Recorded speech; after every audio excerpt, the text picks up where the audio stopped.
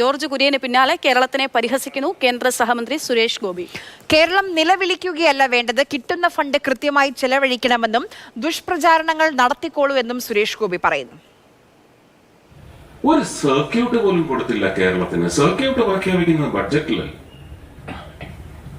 ഓരോ വകുപ്പിനും ഇന്നലെ തന്നെ എടുത്തെടുത്ത് പറഞ്ഞ് energy sector, power sector, urban sector, farming sector, water, വകയിരുത്തലും വിലയിരുത്തലിലൂടെ വകയിരുത്തലും നൽകലും ഓരോ പ്രധാനപ്പെട്ട മേഖലയിലേക്കാണ്. ടൂറിസത്തിനും പറഞ്ഞു.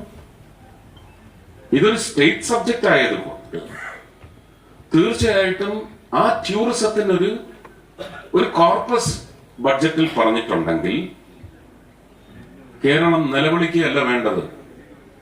ആത്മാർത്ഥമായി കിട്ടുന്ന ഫണ്ട് വകമാറ്റി ചെലവാക്കിയിട്ട്. അർജുൻ പീതാംബരൻ വിവരങ്ങൾ നൽകാനായിട്ടുണ്ട്. അർജുൻ, ഈ നിലവിളിക്കുകയല്ല വേണ്ടതെന്നൊക്കെ എന്താണ് സുരേഷ് ഗോപി പറയുന്നതെന്നാണ്? നിലവിളിച്ചത് കൊണ്ട് മാത്രം ഇത്രയും നിലവിളിച്ചിട്ടും ഒന്നും കിട്ടാതെ പോകുന്നൊരു നാടാണ്. നേരത്തെ ആര്യ സൂചിപ്പിച്ച പോലെ തന്നെ ഇത്രയും ദുരന്തങ്ങളുടെ പടിവാതിക്കൽ നിൽക്കുമ്പോഴും ദിവസവും നിലവിളിച്ചിട്ടും ഒന്നും കിട്ടാതെ പോകുന്ന നാടാണ്. അവിടെയാണ് എന്ത് ഫണ്ട്, കിട്ടിയ ഫണ്ട് വിനിയോഗിക്കുന്നൊക്കെ അദ്ദേഹം പറയുന്നത്. എന്താണ് സുരേഷ് ഗോപിയുടെ നിലപാട്? സുരേഷ് ഗോപി കേരളത്തിൽ നിന്ന് ജയിച്ചു വന്നപ്പോൾ മുതൽ അദ്ദേഹം തന്നെ എടുത്തു പറയുന്നതാണ്, കേരളത്തിന് വേണ്ടി, എയിംസിന് വേണ്ടി പ്രവർത്തിക്കും, കേരളത്തിന്റെ ഉന്നമനത്തിന് വേണ്ടി പ്രവർത്തിക്കും, ബജറ്റിൽ കേരളത്തിന് വേണ്ടി പ്രത്യേക പരാമർശങ്ങൾ ഉണ്ടാവും. ഇനി മുതൽ അല്ലെങ്കിൽ 2025 ബഡ്ജറ്റ് മുതൽ കേരളത്തിന് വേണ്ടിയുള്ള പ്രഖ്യാപനങ്ങൾ വരുമെന്ന്. പക്ഷേ ബഡ്ജറ്റ് കഴിഞ്ഞിരിക്കുന്നു. ആ ഒരു സാഹചര്യത്തിൽ അദ്ദേഹം പറയുന്നത് ബഡ്ജറ്റിലെ ഫണ്ട് വകയിരുത്തൽ അത് സംസ്ഥാനങ്ങൾക്കല്ല, ഓരോ വിഭാഗങ്ങൾക്കും വകുപ്പുകൾക്കുമാണ്. അതുകൊണ്ട് തന്നെ കേരളത്തിനും ടൂറിസമാണ് അദ്ദേഹത്തിന് കൈകാര്യം ചെയ്യുന്ന ഒരു വകുപ്പ്. ടൂറിസം മേഖലയിലേക്കും ഫണ്ട് വകയിരുത്തിയിട്ടുണ്ട്.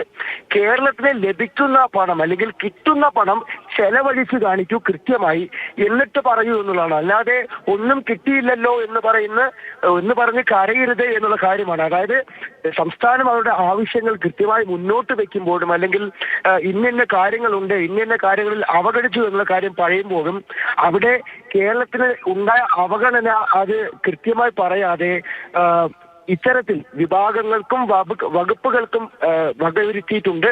ആ കിട്ടുന്ന ഫണ്ട് ചെലവാക്കി കാണിക്കൂ എന്നുള്ളൊരു പ്രതികരണമാണ് സുരേഷ് ഗോപിയുടെ ഭാഗത്തു നിന്നും ഉണ്ടായിരിക്കുന്നത്. ഈ ഡൽഹി നിയമസഭാ തെരഞ്ഞെടുപ്പുമായി ബന്ധപ്പെട്ട് പ്രചരണ പരിപാടിക്ക് എത്തിയതാണ് അദ്ദേഹം. മാത്രമല്ല ഈ മധ്യവർഗത്തിനുള്ള ബഡ്ജറ്റ് എന്നാണ് അദ്ദേഹം ഈ ബഡ്ജറ്റിനെ വിശേഷിപ്പിക്കുന്നത്. ഡൽഹി, ബീഹാർ നിയമസഭാ തെരഞ്ഞെടുപ്പുകളെ മുന്നിൽ കണ്ടുകൊണ്ടുള്ള ബഡ്ജറ്റാണെന്നുള്ള ഒരു വിമർശനം പൊതുവേ ഉണ്ട്. പക്ഷേ ഡൽഹിയെയും ബീഹാറിനെയും കേരളത്തെയും വേർതിരിച്ച് കണ്ടിട്ടില്ല. കേരളത്തിന് ലഭിക്കുന്ന ഫണ്ട് കൃത്യമായി ചെലവഴിക്കൂ എന്നിട്ട് പറയൂ എന്നുള്ള കാര്യം തന്നെയാണ് ജോർജ് കുര്യൻ പറയുന്ന. ഏകദേശം അത് സമാനമായിട്ടുള്ള പരിഹാസം തന്നെയാണ് കേരളത്തിൽ നിന്നും ജയിച്ചു വന്ന കേന്ദ്രമന്ത്രി സുരേഷ് ഗോപിയുടെ ഭാഗത്തു നിന്നും ഉണ്ടായിരിക്കുന്നത്. അദ്ദേഹത്തിന്റെ ഉറപ്പുകൾ പലതും ഉണ്ടായിരുന്നു. അദ്ദേഹത്തിന്റെ വാഗ്ദാനങ്ങൾ മത്സരിക്കുമ്പോഴും ജയിക്കുമ്പോഴും എയിംസ് അടക്കം കേരളത്തിന് ലഭിക്കേണ്ട കാര്യങ്ങളെ സംബന്ധിച്ച് ഒരുപാട് വാഗ്ദാനങ്ങൾ അദ്ദേഹം നൽകിയിരുന്നു. പക്ഷേ ഈ അദ്ദേഹം ജയിച്ചു വന്നുള്ള 2 ബഡ്ജറ്റുകൾ പ്രഖ്യാപിക്കുമ്പോഴും അതിനുശേഷം അദ്ദേഹത്തിന്റെ ഭാഗത്തുനിന്നുണ്ടാകുന്ന പ്രതികരണം ഇത്തരത്തിലാണ്.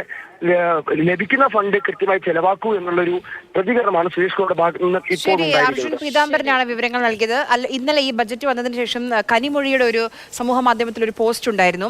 ആദ്യമായി കുറെ വർഷമായി പാർലമെന്റിൽ ഇരിക്കുന്നു, ആദ്യമായിട്ടാണ് ഒരു സംസ്ഥാനത്തിന്റെ ബഡ്ജറ്റ് കാണാൻ കഴിഞ്ഞതെന്ന്, കേൾക്കാൻ കഴിഞ്ഞതെന്ന് കനിമൊഴി കുറിച്ചിരുന്നു. ആദ്യത്തെ അരമണിക്കൂർ തന്നെ 4 തവണയാണ് ബീഹാറിന്റെ പേര് പറഞ്ഞത്. അപ്പം നിയമസഭാ തെരഞ്ഞെടുപ്പൊക്കെ അടുത്ത് വരികയാണെങ്കിൽ മാത്രമേ ഉണ്ടാകുമോ പേര് വരികയുള്ളൂ, പദ്ധതികൾ സാമ്പത്തിക വീതം മാറ്റിവെക്കുകയുള്ളൂ എന്ന ചോദ്യമൊക്കെ വരുന്നുണ്ട്.